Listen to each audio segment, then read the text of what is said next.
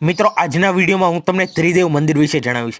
ત્રિદેવ મંદિર એ ભારતના ઉત્તર પ્રદેશના વારાણસીમાં આવેલું એક લોકપ્રિય મંદિર છે। આ મંદિર ભગવાન બ્રહ્મા, વિષ્ણુ અને શિવને સમર્પિત છે। આ મંદિર પવિત્ર નદીઓ ગંગા, યમુના અને સરસ્વતીના સંગમ પર આવેલું છે। હિન્દુ પૌરાણિક કથાઓ અનુસાર એવું માનવામાં આવે છે કે બ્રહ્માએ આ સ્થળે બ્રહ્માંડની રચના કરી હતી અને તેથી તે હિન્દુઓ માટે ખૂબ જ પવિત્ર સ્થળ માનવામાં આવે છે। મંદિરમાં દેવી સરસ્વતીને સમર્પિત એક નાનું મંદિર પણ છે। મંદિરની સ્થાપત્ય અનોખી છે અને તે ઉત્તર ભારતીય અને દક્ષિણ ભારતીય શૈલીઓનું મિશ્રણ દર્શાવે છે। આ મંદિર 18મી સદીમાં મરાઠા શાસક બાજીરાવના શાસનકાળ દરમિયાન બનાવવામાં આવ્યું હોવાનું માનવામાં આવે છે। તે વારાણસીના સૌથી લોકપ્રિય પ્રવાસન આકર્ષણોમાંનું એક છે અને વિશ્વભરના મોટી સંખ્યામાં ભક્તો અને પ્રવાસીઓને આકર્ષે છે।